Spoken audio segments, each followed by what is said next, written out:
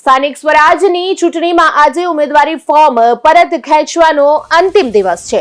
બપોરે 3 વાગ્યા સુધી ઉમેદવારો પોતાના ફોર્મ પરત ખેંચી શકશે। ત્યારબાદ સ્પષ્ટ થઈ જશે કે કોણ ચૂંટણીના મેદાનમાં રહેશે અને કોણ બહાર જશે। આ દરમિયાન કોંગ્રેસ પોતાના ઉમેદવારોને તોડફોડના ડરે અજ્ઞાત સ્થળે ખસેડ્યા હોવાની ચર્ચા છે।